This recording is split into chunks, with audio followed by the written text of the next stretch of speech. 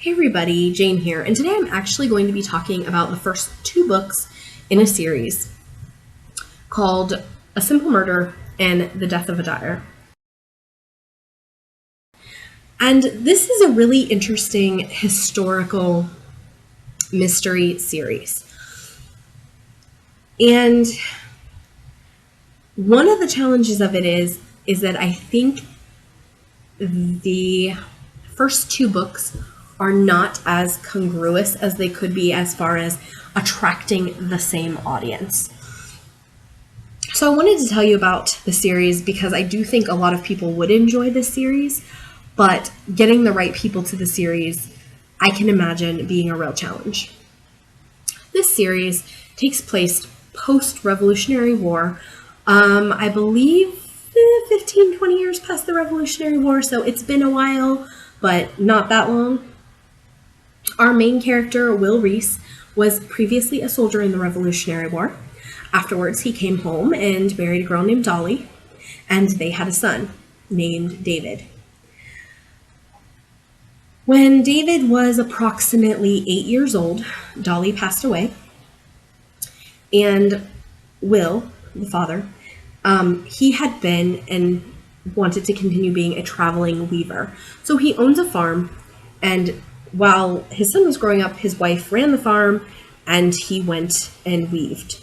And that was actually really interesting to me because we had gone to a living history thing in Roscoe Village in Ohio, and they showed us this weaving shed, and they talked about traveling weavers. So I really loved that the character in this book, the main character, is a traveling weaver because I'd done some research on that at this living history place.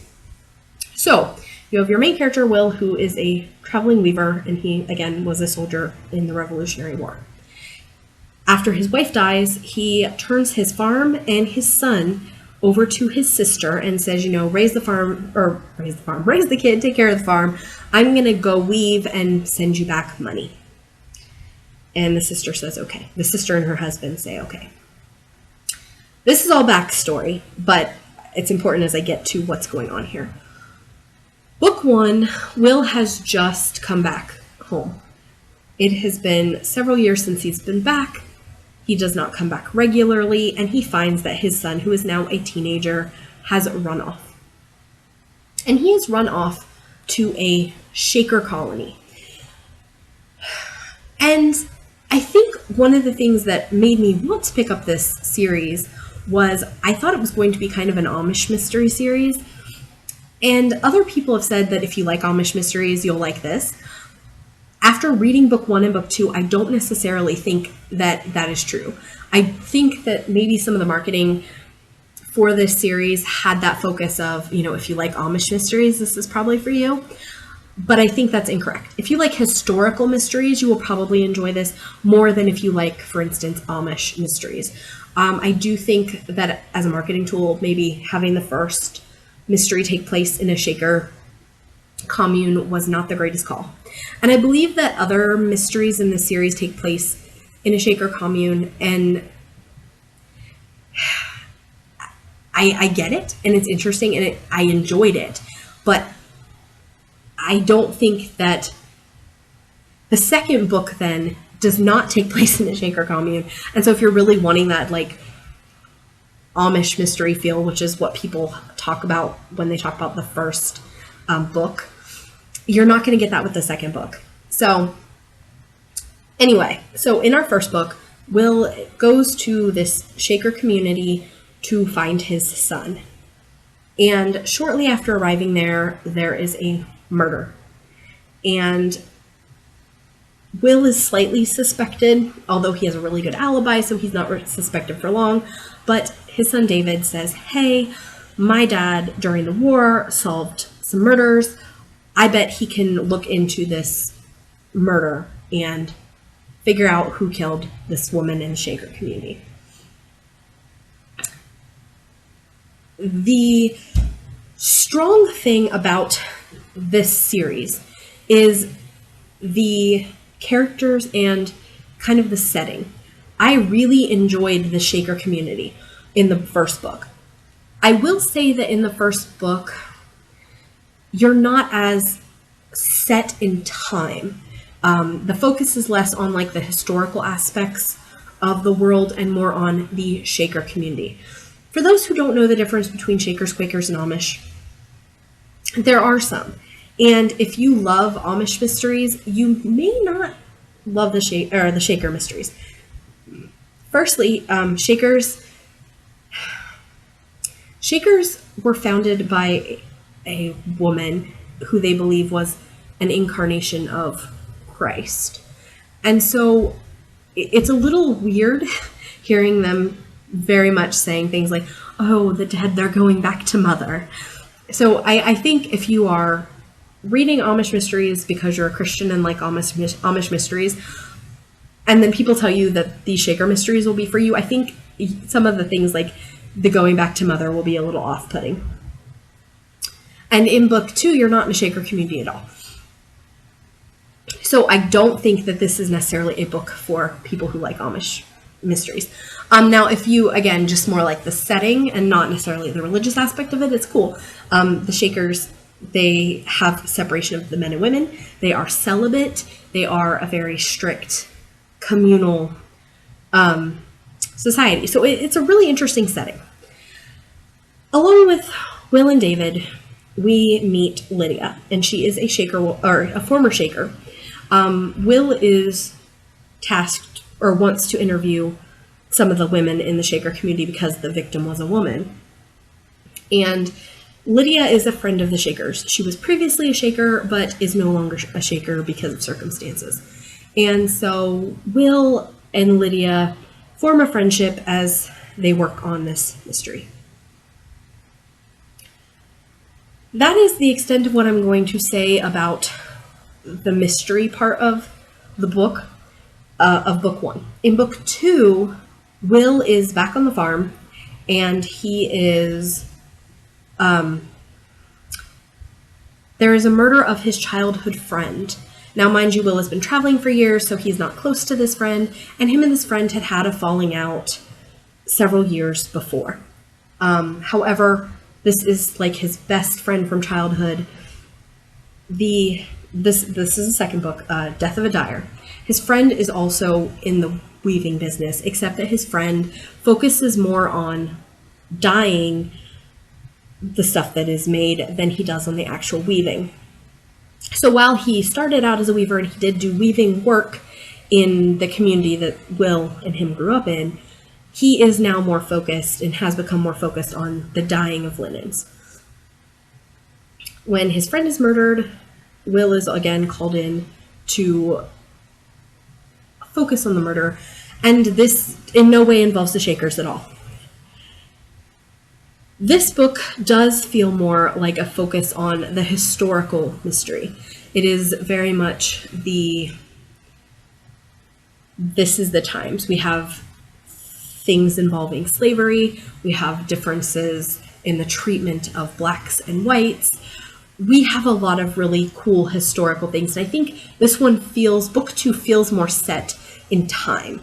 The first book, the bigger focus is the Shaker community as far as setting. And in the second book, it is the time period. So we really, for the first time, unlike the first book, feel set in a very specific period of history, whereas I don't think we did in the first book.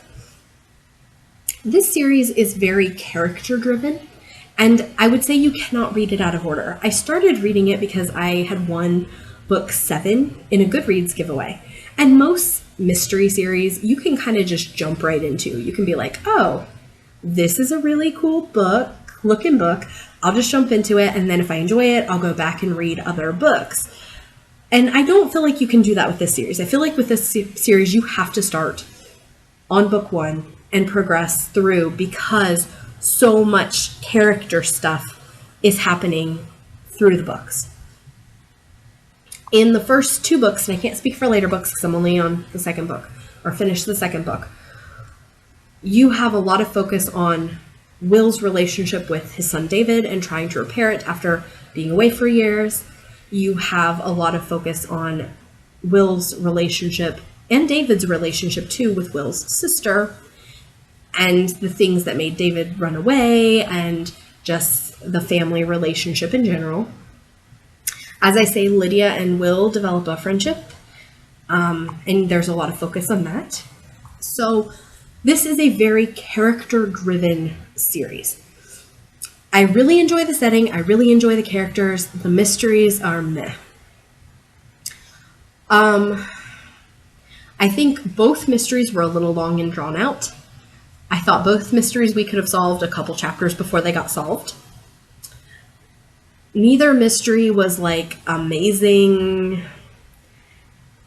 Yeah, neither mystery was super. Like, I would not read this series for the mysteries as much as for the characters. So the mysteries, if you're one of those people who the mysteries don't have to be great, you just want to follow the characters and have a little mystery in there to move the plot along, this is a great series, and I think you'll really enjoy it. If you really need the mysteries to be super strong, then I don't think this will be the mystery for you. Again, I think if you enjoy historical mysteries, you will probably enjoy this.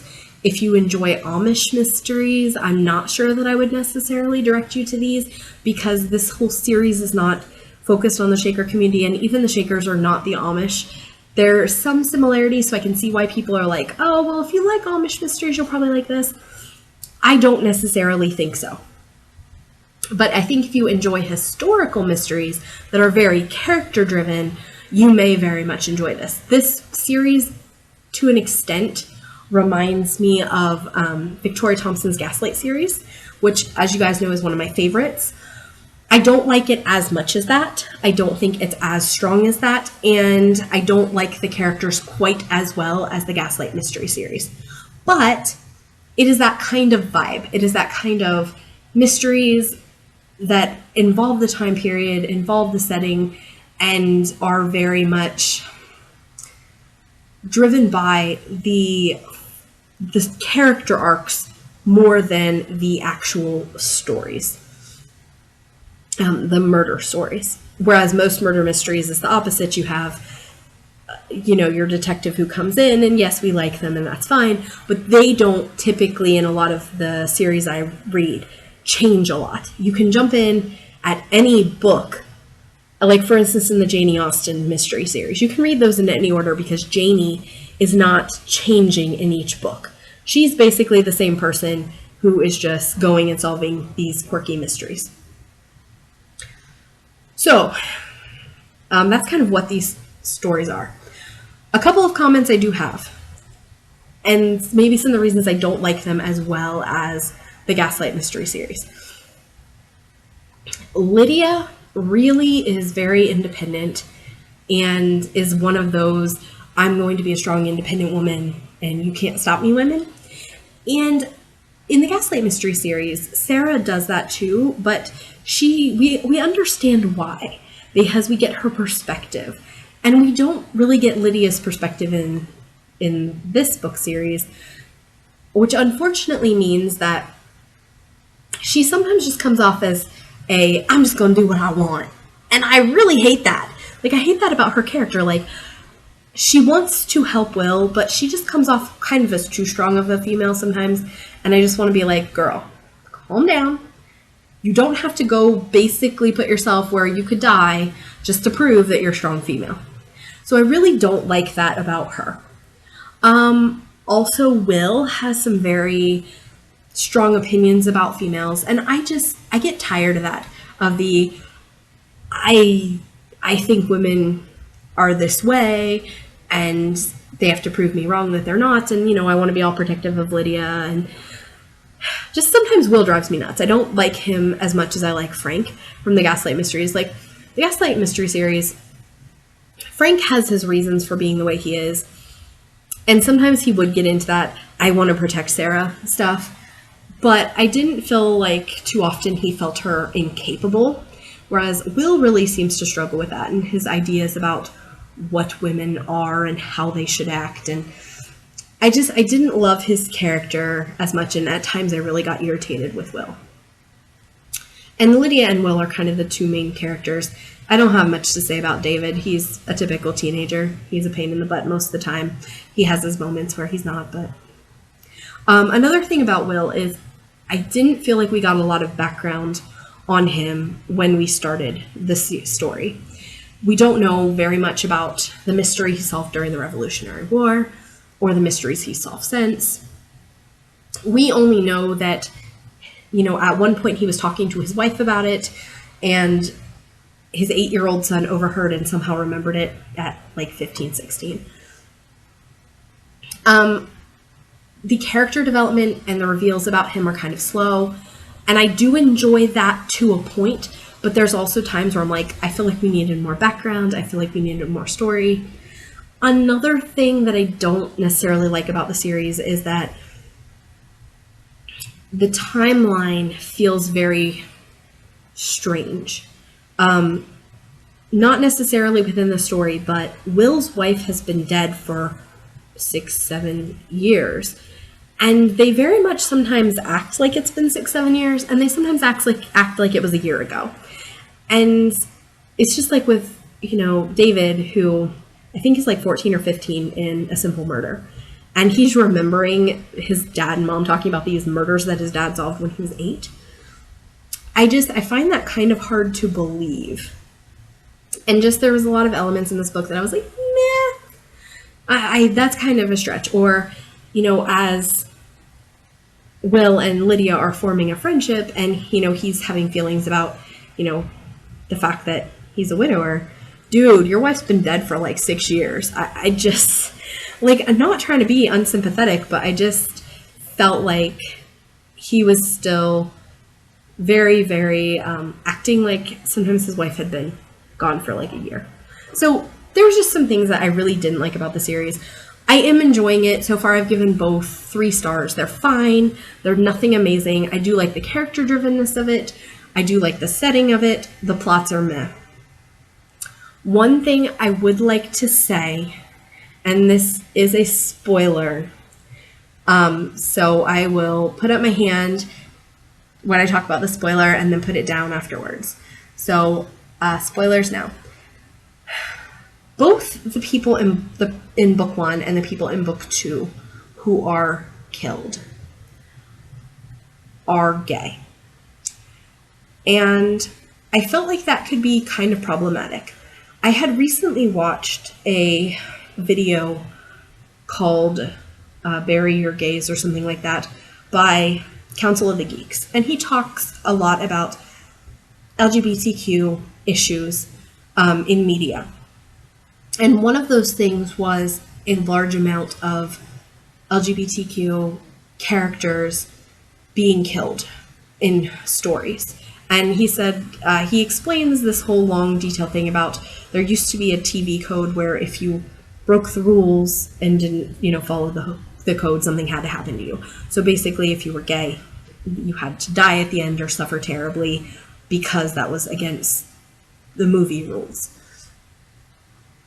So I have really mixed feelings about the fact that the character that died in book 1 was a lesbian, and the character that died in book 2 was gay, possibly bisexual. We know for a fact, though, that he had a male lover because that is revealed at the end of the book. And I just really had an issue that both the first and second book, the murdered character was LGBTQ. So I find that a little bit problematic, and I'm hoping that does not continue with the series. If it had been like a 20-book series and 2 books in that series that were a little more spaced out that had happened, I probably wouldn't have even noticed it, because it's certainly good to have diversity in books, and it's certainly fine to have anybody be killed. But the fact that the first 2 both had that in it is kind of bothersome to me, and I hope that it does not continue. So I do find that trope problematic. Just throwing that out there, you may find it problematic too, and I just felt like it was worth mentioning. All right, guys, I'm done with the spoilers. Overall, these are fine. If you enjoy historical mysteries, probably worth reading. They're nothing that I'm going to be like proselytizing like I do my Gaslight Mystery series, which I love, but these were fine. And I think if you enjoy historical mysteries that are character driven and you pick them up, you'll have a good time with them. All right, guys, this has been Jane. My social media is below. If you are new to the channel, please subscribe. Hit like if you enjoyed. If you've read these books or this series, please comment about it below. Also, if you have other historical mystery series that you can recommend, I am always open to those recommendations because I love historical mysteries. One other thing, my links below include links to my books. I'm a novelist and I write mostly romance. Some of my books are on Kindle Unlimited, so if you are in that program, you can read them for free. The rest of my books are available basically everywhere. We've got Barnes & Noble, Kobo, Smashwords, Amazon, so you can pick them up basically anywhere books are sold. So this has been Jane. I'll talk to you next time. Bye.